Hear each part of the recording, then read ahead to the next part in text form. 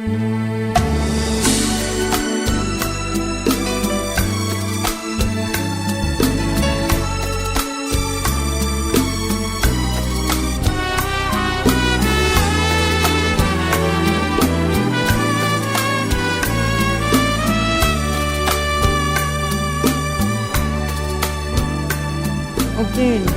Nou, Diana Lebax gaat ook een gedicht reciteren. Diana, kinderboekschrijfster. Zowel van Nederlandse boeken als papiamentoboeken. En daarom vond ik dit gedicht ook zo bij jou passen. Ik wist het wel. Zie, en je hebt het voor me uitgekozen en ik ga het voorlezen. Ik hoop dat het je bevallen is. Het zal wel. Ja. Het moet. Kom maar langer. De kinderleeswereld. Elke keer als een kind een boek leest, treedt hij de wereld van belevenissen binnen, waar elfen zingen, waar kabouters hun huizen bouwen in bomen, waar vissen in onderzeese kastelen bivakeren, waar dwergen en reuzen opeens van rol wisselen, waar vogels een mensenkind in hun nest adopteren, waar een verliefde kikker de schone prinses veilig in zijn nest brengt. Dan opeens van kikker verandert in een prins, waar de sterren aan de hemel met elkaar communiceren en kinderen de vreemdste talen kunnen spreken. Waar Nancy de spin van alles verzint en iedereen te slim af is en nog veel meer. Dat de kinderen zich ontwikkelen tot volwassenen, vol fantasie en plezier in de belevenissen van het leven. Dank je.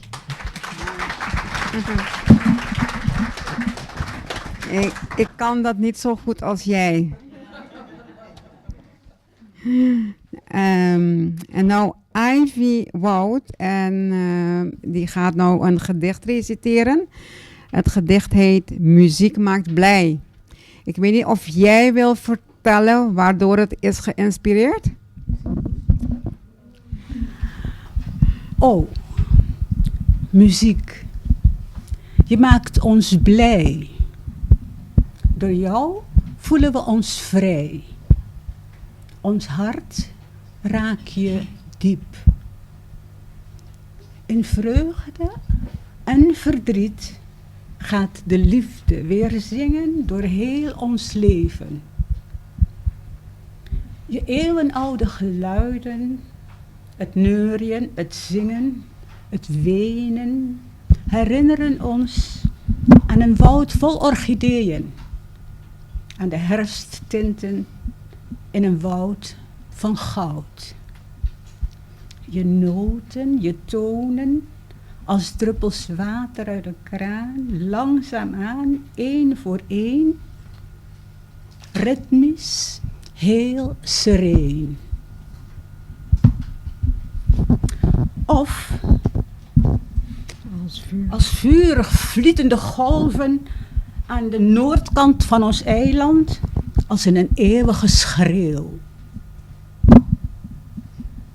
Onze stramme ledematen worden weer beweeglijk. Als sneeuw voor de zon verdwijnt de pijn. Gisteren werd weer herleefd. Het heden wordt lichter dan zo even. De toekomst lijkt vol hoop. Het gevoelige lichaam van een viool doet ons weer dromen. Onze jeugd wordt herboren. De afstand tussen hemel en aarde vervaagt. Met je vlag,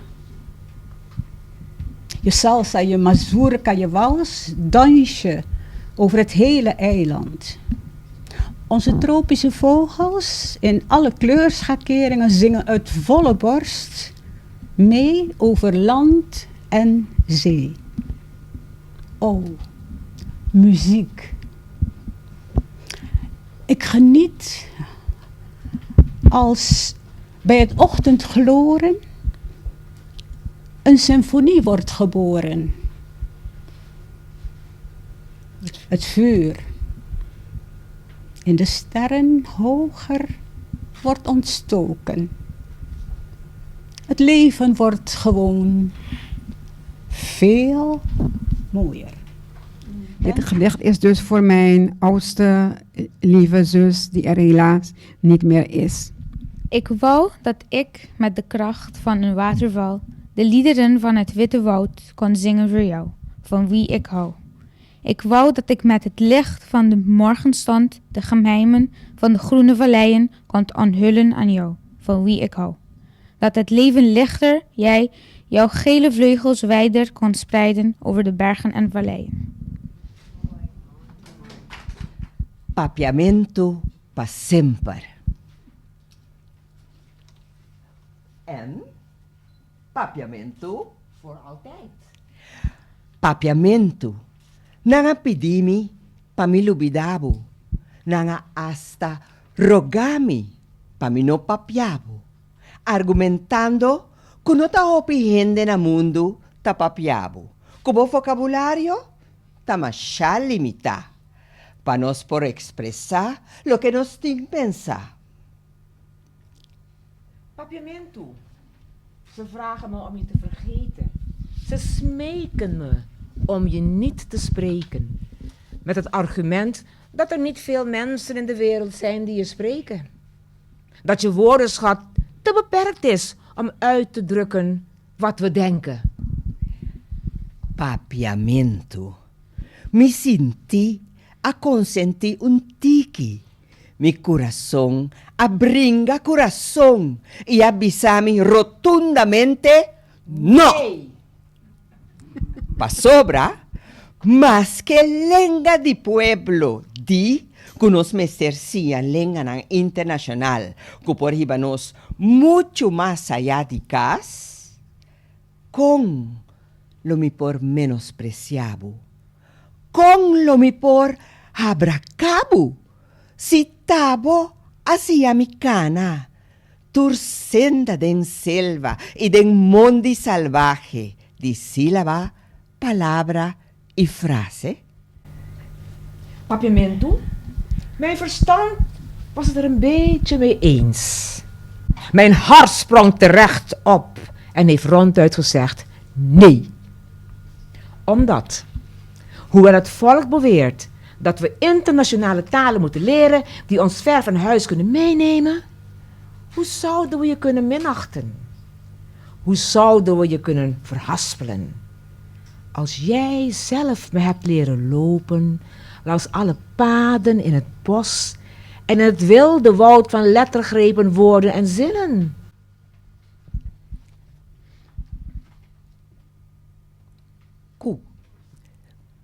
Kuta abado nami e base pa sempre mi porsigicana del mundo más grande di palabra? Con eu por aninga su mama qua mame, sin e cana, sin trompeca, riba ni un sílaba, ni un palabra. Dat jij zelf mij de basis hebt gegeven, zodat ik altijd kan blijven lopen in de grotere woordenwereld. Hoe kan het kind zijn moeder negeren die hem heeft gezoogd, hem heeft leren lopen zonder struikelen, over geen enkele lettergreep of woord? Papiamento, esta tushi, no? Papiamento. Mi que pa sempre bo queda un refugio den mi corazón y alma, den genter mi vida, mi altar. Papiamento? Ik wil dat jij voor altijd een toevluchtsoord blijft. In mijn hart en ziel. In mijn hele leven op een altaar verheven.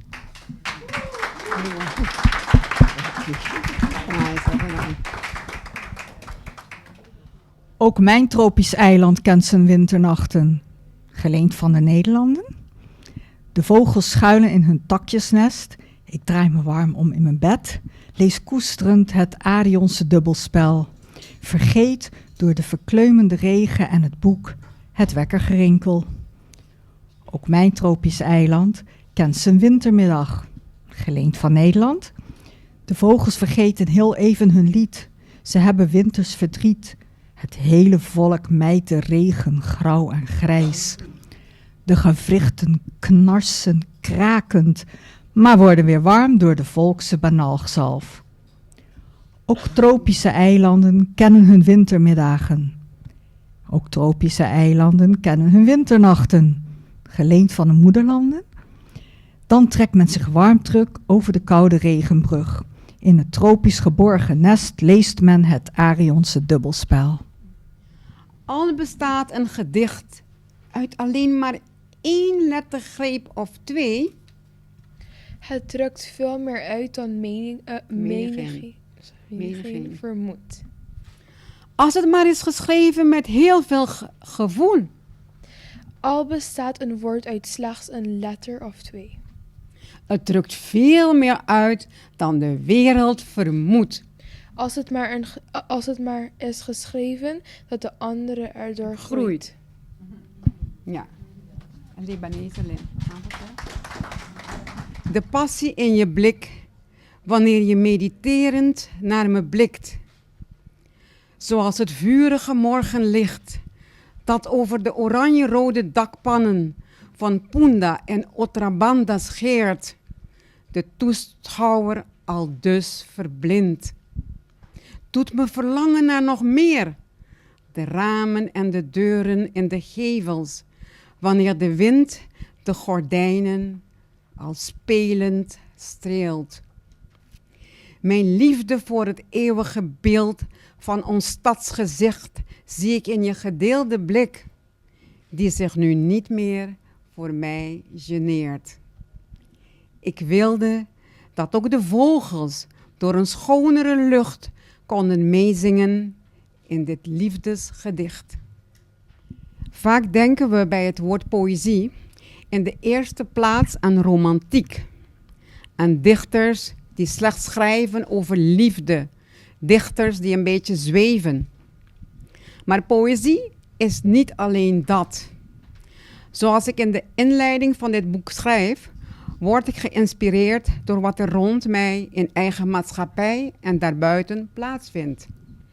Mijn thema's komen daarom vaak zowel uit de bodem van eigen grond als uit de wereld die ons omringt. Thema's zoals de natuur, het onrecht, het onderwijs, het kind, Curaçao, de diaspora, de taal, vooral de minderheidstalen en de minderheden die het vaak niet kunnen opnemen tegen de grote wereldmachten en talen. Vanavond is het dan eindelijk zover dat ik voor u allen sta om samen met anderen mijn boek gedicht te presenteren. Het zoeken naar een geschikte plek om dit boek te presenteren was niet zo gemakkelijk als ik in eerste instantie dacht. Ik ging bij enkele galerijen en bibliotheken langs. Uiteindelijk werd het Centraal Historisch Archief. U zult zich misschien afvragen waarom. Bij het zoeken naar de gedichten die gedurende 10 jaar merendeel in de krant Amigo waren verschenen, moest ik namelijk verschillende bronnen aanboren. De online krant van de Amigo, mijn computerbestand, mijn mails, fotokopieën, maar vooral ook de krantenknipsels die ik vaak had bewaard. Ik zat voor mijn computer omringd door krantenknipsels of fotokopieën daarvan. Een huisgenoot vond dat zo bijzonder dat hij een paar foto's maakte. Het duurde een jaar voor ik de meeste gedichten had verzameld. Gedichten in het Nederlands, het Papiamento, het Engels en het Spaans. Een manuscript van zo'n 400 pagina's. Het was duidelijk dat ik niet alle gedichten in 1 boek kon uitgeven. Ik besloot op advies van iemand te kijken in welke taal ik het meest had geschreven. Het bleek het Nederlands te zijn, gevolgd door het Papiamento, het Engels en het Spaans. Ik was, weliswaar op kleinere schaal, in zekere zin bezig geweest met archiefwerk. Achteraf bezien is het dan ook niet zo vreemd dat de keuze is gevallen op het Centraal Historisch Archief.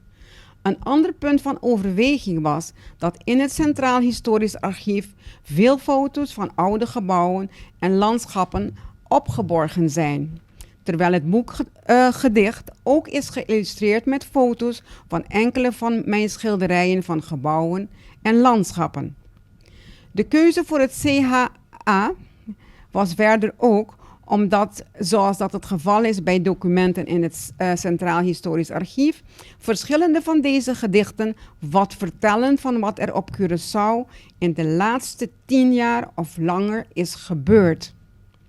In een korte zin weergegeven, evenals een archief veel herbergt van wat er in de maatschappij is gebeurd, zo ook is de dichter het geheugen van een volk. Het Centraal Historisch Archief kan immers, als het een bepaald artikel, maar ook een bepaald gedicht geschikt vindt, dit opnemen in haar archief.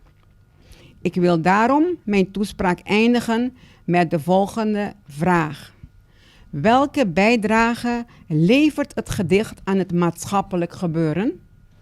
In het bijzonder als deze gedichten regelmatig worden gepubliceerd in een krant die meestal op een vrij gemakkelijke en niet al te dure wijze de lezer kan bereiken. Gedichten kunnen met behulp van de krant op een poëtische, niet al te moeilijke wijze problemen of situatie belichten en daardoor misschien ook bijdragen aan de oplossing hiervan. Last best wil ik een bijzondere dank uitspreken aan LM Publisher, in het bijzonder Ron Smit, zijn redacteurs en de vormgever. Ook natuurlijk een dank aan het Centraal Historisch Archief, in het bijzonder de directeur Max Krivanek en Casper Martens, die me de laatste weken met raad en daad heeft bijgestaan, en het overig personeel voor hun hulp en gastvrijheid. Ook aan Papi Adriana, mijn eerste docent schilderen.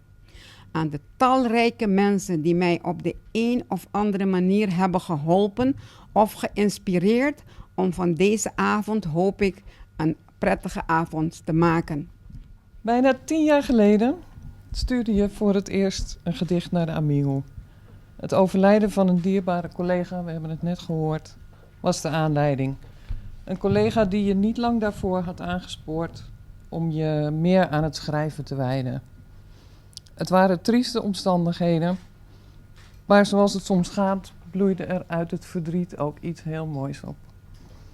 Want dat eerste gedicht was het begin van een stroom gedichten aan en in de krant. En zoals je inderdaad al zei, het moeten er inderdaad wel honderden geweest zijn. Misschien gaat het wel in de buurt van de 1000. Durf jij het te zeggen? Het zou kunnen. In die periode had ik eigenlijk niet zo heel veel met de productie van de krant te maken.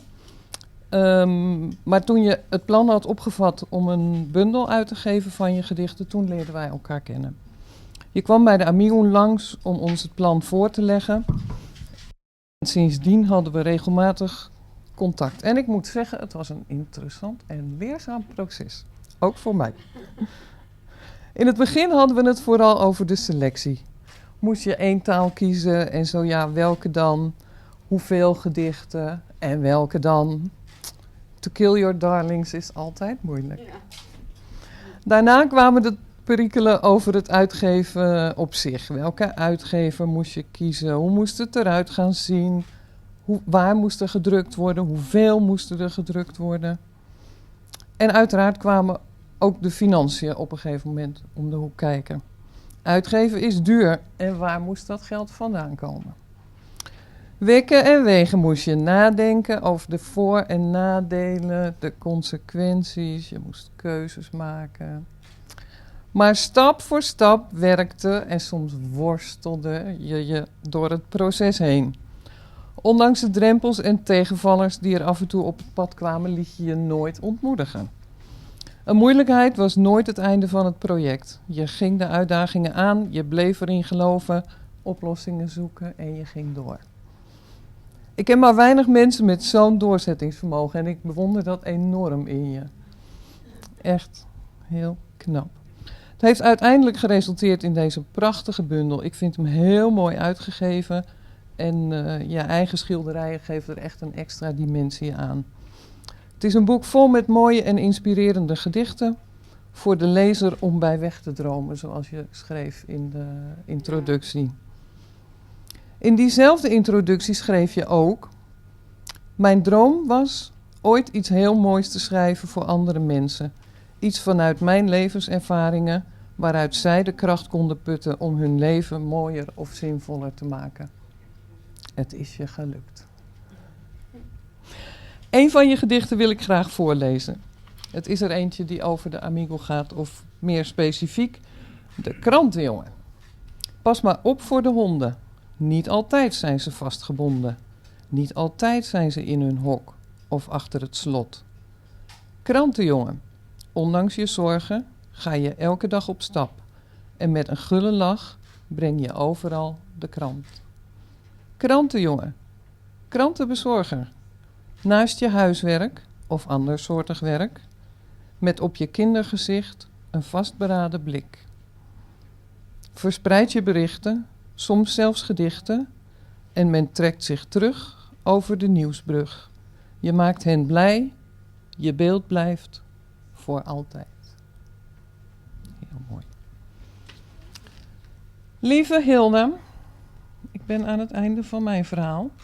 Amigo is trots om bij dit project betrokken te zijn geweest. We hopen dat we nog heel lang je gedichten mogen publiceren. Dat dit niet het laatste boek is. Je hebt nog voorraad genoeg. En namens de krant wil ik je tot slot als dank dit bloemstukje aanbieden. Oh, als het gaat. Lievelingskleur ook. En Pabieng met je mooie boek. Dat is het. 3 rode rozen. Ik wou dat ik op Curaçao 3 rode rozen kon plukken voor jou. 3 rode rozen als felrode anemonen. Mijn hart weggebend tussen de tedere loten. Ik zou die diep en warm bewaren in mijn ziel. Dat ze niet zouden verkleumden door de ijzige wereld of zouden verwelken door de aardse mensen. Hilda heeft voor mij uitgezocht De vrouw in dubbelspel. Gewijd aan Frank Martinez Arion.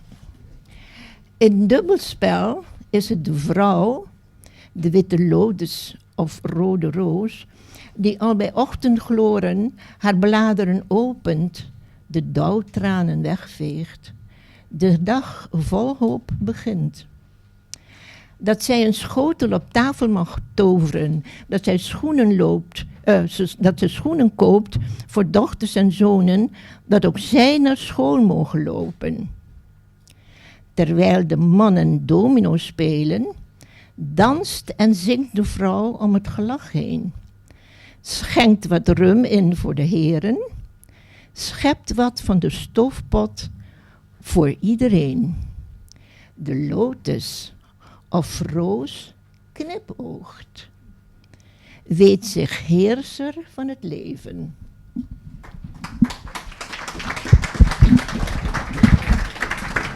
Jan Akkermans, oorspronkelijk uit het zuidelijke Brabant, was je bijna je hele leven op ons eiland.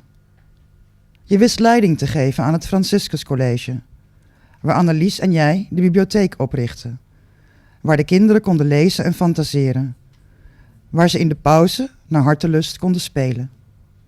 Een schipper in hart en ziel, niet alleen in je zeilschip op zee, maar zeker evenveel in het leven van menig kind. Je leerde ze door weer en wind op zee en land te navigeren. En als het thuis niet zo goed ging, hielp je ze weer op de been. Op zee zullen de schippers zich jou herinneren als nummer 1.